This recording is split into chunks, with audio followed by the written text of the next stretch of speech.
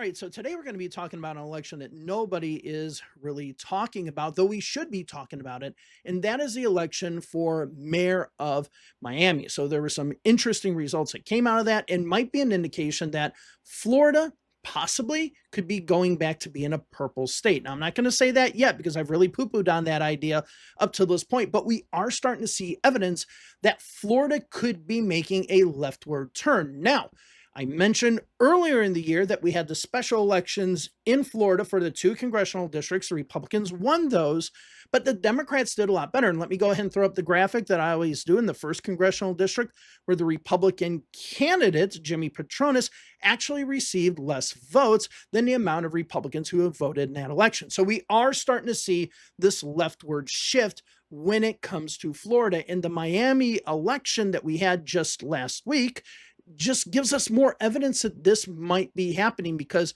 there could be a historic win for somebody in Miami, and that would be Eileen Higgins. So we're going to go ahead, delve into the election here, and just talk about the dynamics of this. Now, I will have to talk about ethnicity in this race, especially with Cuban Americans, because you really have to. And the reason why I mention that is if we look at demographics here, we see in the city of Miami, 70.2%, according to the last census, are people who identify as Hispanic or Latino.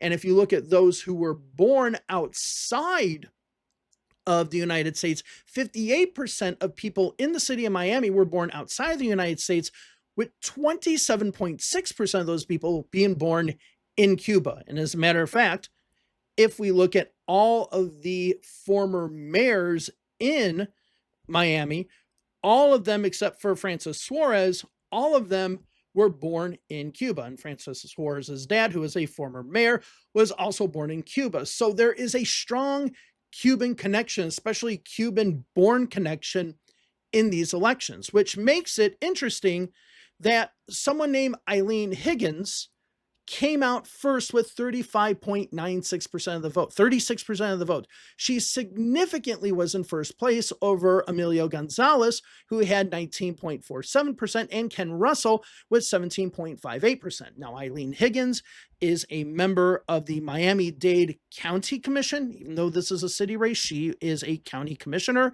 Emilio Gonzalez used to work in the Bush administration, the second Bush, George W. Bush's administration, regarding Homeland Security. And Ken Russell is a former city of Miami commissioner. So they all have some sort of history. But what's most important here, and this is what we're talking about with the ethnicity aspect of it, we see that if we add Higgins and Russell, the two non-Cuban candidates, both of them equal over 50%. So why is this important? Well, if we go back to the demographics that we talked about before, and that 70% of the city of Miami is Hispanic, that means that a big chunk of Hispanic voters voted for Higgins or voted for Russell because they equaled 50% of the overall vote here.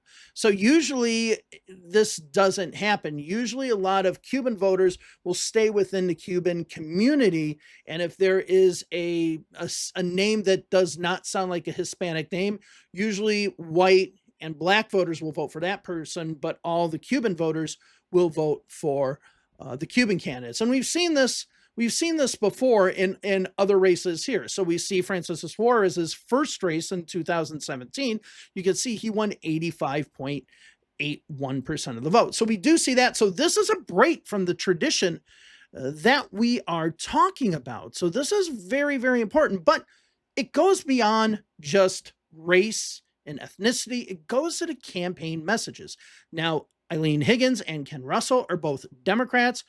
All the others, as far as I know, are Republicans. And it's just funny because down at this bottom right here, you have two former mayors and one former state House member. I think he might have been in the state Senate as well. I'm not sure, who everyone says are corrupt as hell. And this is going to come up when we look at their issues. So let's go ahead and look at Eileen Higgins, the person who finished first in this race for mayor. Now, let's look at what her priorities are. Restoring trust in City Hall. Now, if you know anything about Miami politics, It is corrupt. Okay, really, really corrupt. And so this is a top priority for many of the candidates running. So they want to restore that trust in City Hall. But number two, building an affordable and prosperous future.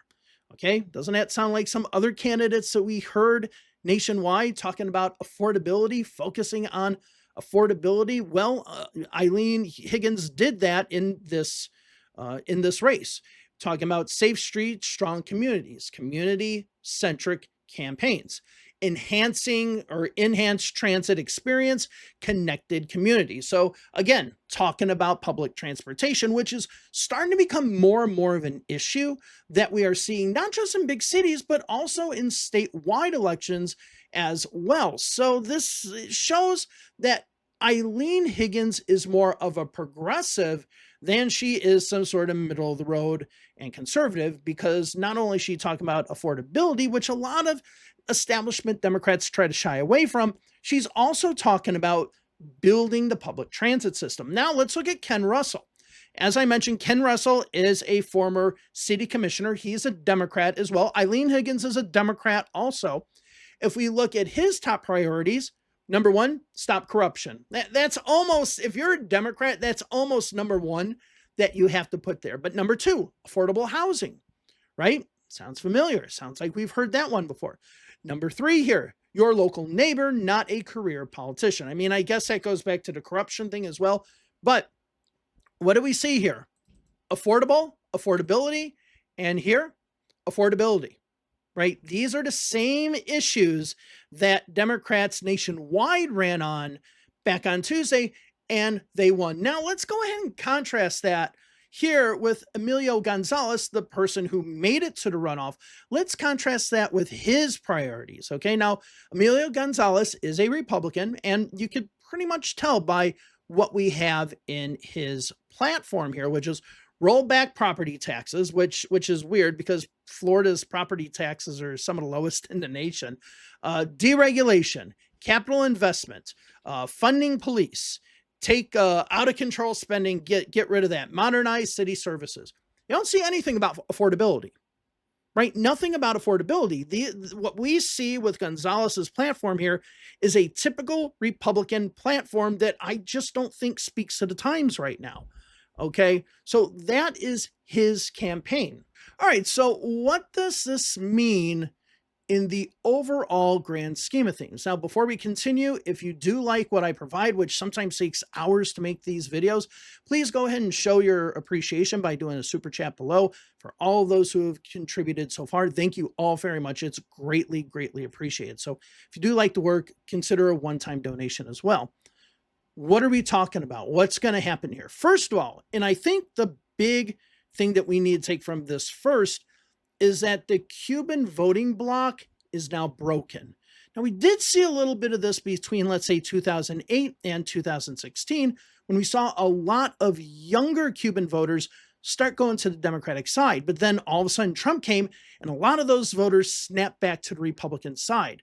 Now, with Higgins and Russell actually getting more than a majority of the votes, we're starting to see a breaking apart of the Cuban American coalition, which means that you are starting to have more people not vote on ethnicity, but vote on actual issues. So that is huge. That's important. The second thing is that, as I mentioned with these two candidates, both of them are progressive. They're talking about progressive things, not just affordability, which is a big problem in Florida, but they're talking about transportation and other things as well. You notice how Emilio Gonzalez didn't mention anything about corruption, but these two, they're pointing out the corruption in Miami City Hall. So that is a big thing too, which is a bigger message to the Democratic Party in Florida. If you have a mayor who is going to be elected in the city of Miami, and that mayor, if it's Higgins, if she wins by having a strong progressive message in the county that you need to flip the most, because let's put it this way, if the Democrats can't flip Miami-Dade County back to where it was, they can't win Florida. that flipping of Miami-Dade is a prerequisite for them to even be considered in Florida. As long as that county remains Republican, that county is going to determine how the elections go in Florida. Once it becomes Democratic again, then we're all of a sudden in a purple state situation. But if somebody wins with a progressive platform in Miami, in the city of Miami, which is, the largest part of Miami-Dade County, which could lead to a swing going the other way, Democrats might want to look at that message statewide. It's obviously resonating with people you need to switch the most, which are those voters, but it could have an impact in Hillsborough County and Pinellas County. We already see it having an impact in Orange County. Okay, even parts of Seminole County. Remember, Orange County used to be one of the most conservative counties in the state of Florida.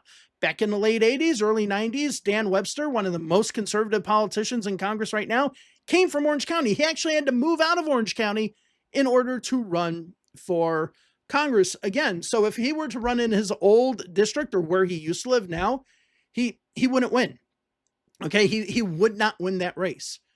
So we are at a situation here that if this election is won by Eileen Higgins, people need to start considering more the progressive message. And you can't just sit there anymore and say, it's New York City. New York City is going to do that. By the way, New York City voted for Michael Bloomberg 3 times. So I don't know how socialist New York City is, considering it voted for a billionaire for 12 years to serve as mayor. But Miami-Dade County, or city of Miami, I guess I should say, there's a totally different story here. Okay. So we'll keep an eye on this election, see what happens. But I do think that this can be a signal of Florida maybe coming back into the fold. We'll see. We got to wait for the runoff election to happen, which is December 9th, but we'll see. All right, I just wanted to talk about this election a little bit because I think it is really important in the grand scheme of things when it comes to Florida. And if Republicans all of a sudden have to start pushing money into Florida because it becomes competitive again, because if that happens, that gives Democrats more of an opportunity to pick up places elsewhere. All right, thank you all very much. I'll see you in the next video. Have a wonderful day wherever it is you are. Bye-bye.